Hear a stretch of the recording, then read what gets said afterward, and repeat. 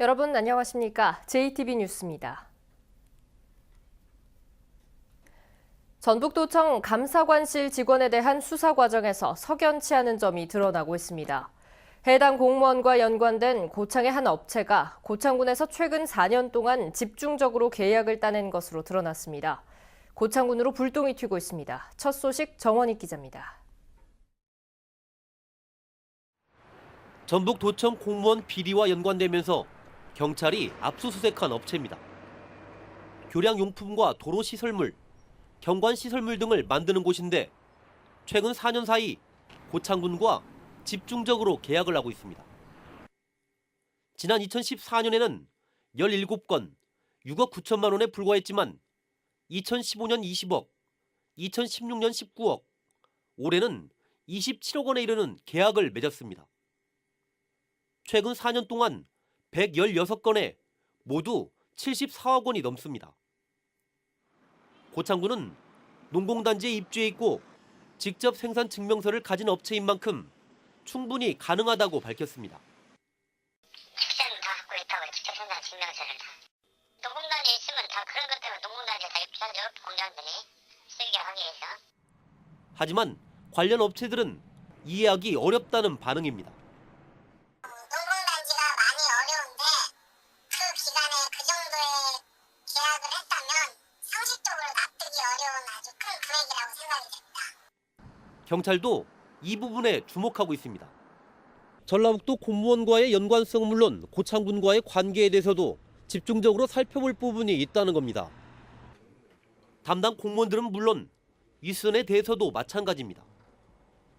경찰이 압수물 분석에 속도를 내고 있는 가운데 수사 범위 역시 갈수록 확대될 것으로 보입니다. JTB 뉴스 정원익입니다.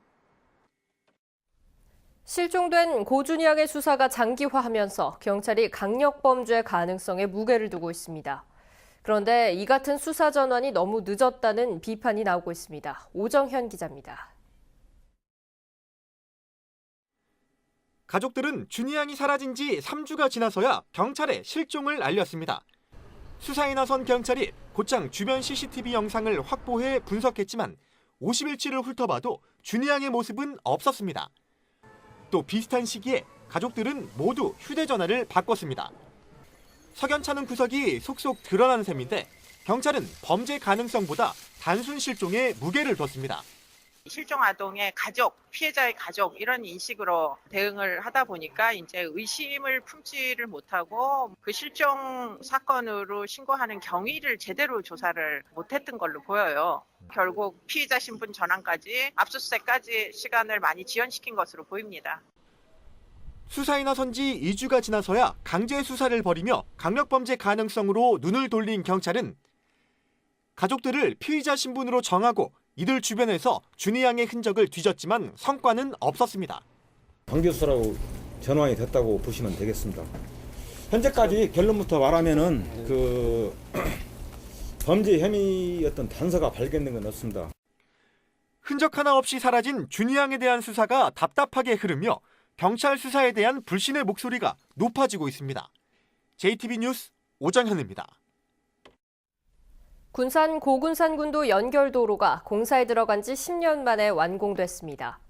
점점이 흩어진 섬들이 육지가 되면서 뱃길 대신 자동차를 이용해 다닐 수 있게 됐습니다. 김진형 기자입니다. 시원스럽게 뚫린 8.7km의 도로가 바다를 가릅니다. 바다 위에 점점이 흩어진 섬들이 하나로 연결됐습니다. 지난 2008년 고군산 군도 연결도로가 공사에 들어간 지 10년 만에 신시도에서 장자도까지 4개 섬이 육지가 됐습니다. 1시간 넘게 걸리던 뱃길이 자동차로 달리면 20분이면 갈 수 있게 됐습니다. 병원 가려고 이제 배 타고 가고 불편했는데 요즘 같은 데는 이제 차가 뚫리면서 병원 가기도 편하고 식자 제품 사는 것도 이제 훨씬 이제 수월해지고. 고군산 군도 연결도로 개통으로 오는 2020년이면 400만 명의 관광객이 찾을 것으로 전망되고 있습니다. 군산시는 16개의 유인도와 47개의 무인도로 구성된 고군산 군도 해상 관광이 활성화될 것으로 보고 관광 코스 개발 등 다양한 콘텐츠 개발을 서두르고 있습니다. 그러나 고군산 군도 연결도로 개통에도 불구하고 주차장 등 교통시설은 턱없이 부족해 관광객들의 불편이 예상됩니다. 군산시는 17곳의 주차장에 모두 4천여 대를 수용할 주차 면적을 확보할 계획이지만 현재 9곳의 주차장에 1,685대의 주차 면적을 확보했습니다. 나머지 주차장은 2020년쯤 확보가 가능합니다. 선유도 구간의 내부 순환도로 역시 아직 공사가 끝나지 않아 극심한 교통 혼잡이 예상됩니다. 군산시는 차량 총량제를 도입해 일단 관광객 차량을 통제한다는 방침입니다. 그런 승용차 차량 총량제를 지금 실시할 계획입니다.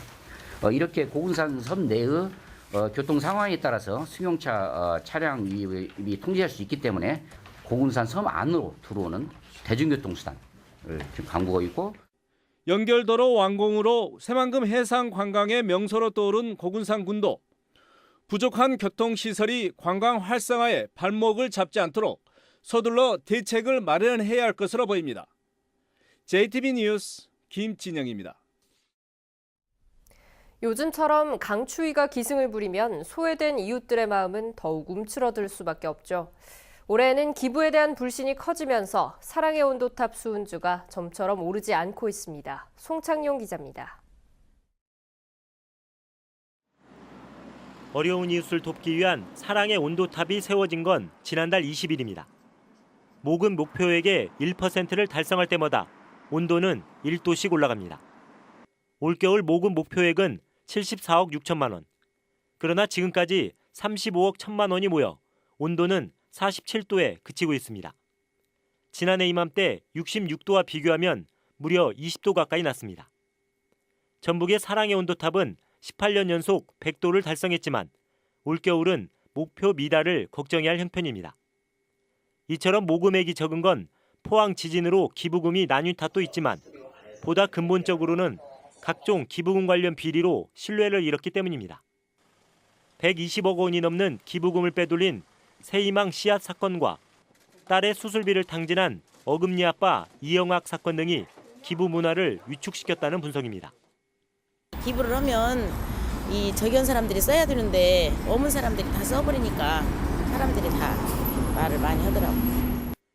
그러나 주변에는 도움의 손길을 필요로 하는 이웃들이 여전히 많습니다.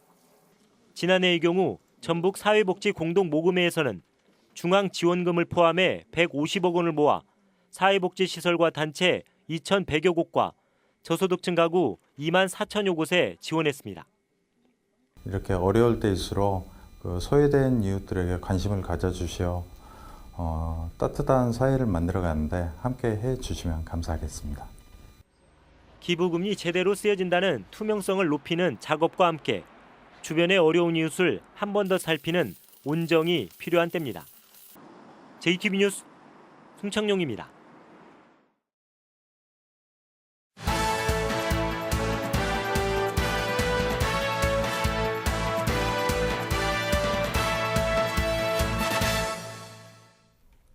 (2017년) 한 해를 되돌아보는 시간, 오늘은 경제 분야입니다. 올해에는 군산조선소와 한국-GM, 익산 넥솔론이 잇따라 휘청거리면서 우울한 소식이 많았습니다. 김철 기자입니다. 지난 7월 현대중공업 군산조선소가 문을 닫았습니다. 5천여 명의 근로자가 일자리를 잃고 군산의 지역 경제에 찬바람이 불었습니다. 지금까지 모범원들은 이제 행결 하다가 이제 정 안 되니까 어차피 실업급여도 끝나고 여기 나오면 돈 나오니까 이렇게 나오고. 오직 조선만이 살기라! 살기라! 살기라! 살기라! 군산조선소 협력업체 대표와 직원들은 이낙연 국무총리에게 문재인 대통령이 약속한 군산조선소 재가동을 호소했지만 별다른 성과는 없었습니다. 한국-GM의 경영 상태가 악화돼 군산공장의 철수설이 떠돌기도 했습니다. 국정감사에 불려나온 한국-GM의 카잼 사장은 경영 정상화를 위해 최선을 다하겠다는 말만 되풀이했습니다. Again, we're working on a number of things to turn around the financial performance, but I understand that poor utilization of not just the Gunsan plant, but many of our operations is a concern. 한때 1,000명 가까이 일했던 익산의 넥솔론은 파산 절차에 들어갔습니다. 정치권의 공적 자금 유치 시도가 실패하면서 남아있던 350명의 직원들이 해고됐습니다. 일자리 찾기가 무지 어렵다고 하더라고요. 주변에서 일을 할 수 있는 데도 많지도 않고. 양계농가는 274억 원의 AI 피해액과 살충제 달걀 파동까지 겹치면서 남모를 눈물을 흘렸습니다. 전복 수출은 중국과 사드 갈등 이후 우울한 감소세를 이어갔습니다. 그나마 전복의 화장품 수출이 증가세로 돌아서고 해조류의 연간 누적 수출도 처음으로 1억 달러를 초과하는 등 위기 속에서 희망을 봤습니다. 힘겨운 한 해를 보낸 농어민과 서민들 역시 내년을 기대하고 있습니다. 김영란법으로 풀리는 부정청탁금지법이 개정돼 내년부터 농축수산물의 선물 상한액이 10만 원으로 오릅니다. 또 내년 시간당 최저임금이 올해 6,470원에서 7,530원으로 16.4% 인상돼 그나마 서민들에게 위안거리입니다. JTB 뉴스 김철우입니다. 저출산 문제가 갈수록 심각해지면서 자치단체들이 앞다투어 출산 장려 정책을 강화하고 있습니다. 남원시는 내년부터 출산 장려금을 최대 1,000만 원까지 대폭 인상하기로 했고 순창구는 어린이 장난감 도서관을 개설했습니다. 주혜인 기자입니다. 남원시가 내년부터 출산 장려금을 대폭 인상해 지급하기로 했습니다. 남원시는 첫째 아이 출산 시 50만 원에서 200만 원으로, 둘째 아이는 100만 원에서 500만 원, 300만 원이던 셋째 아이 이상 출산 장려금은 1,000만 원으로 올리기로 했습니다. 또 산후조리원이 없는 지역 사정을 감안해 모든 출산 가정에 산모 신생아 건강관리사 지원 서비스를 제공하기로 했습니다. 이번에 출산지원금 대폭 상향으로 출산 분위기를 조성하여 아이나 키우기 좋은 남원시를 만들어 가겠습니다. 순창군의 어린이 장난감 도서관이 처음 문을 열었습니다. 장난감 도서관에는 335종, 980여 점의 장난감이 비치돼 있으며 순창군민이면 누구나 대여와 놀이가 가능합니다. 부모님들의 경제적인 부담을 덜어주고 다양한 창의력과 감수성 향상 등 아이들의 성장에 도움을 줄 것으로 기대하고 있습니다. 익산시가 도시계획시설로 묶여 50년간 방치됐던 팔봉과 수도산 공원 등 4곳을 민간공원으로 조성하기로 했습니다.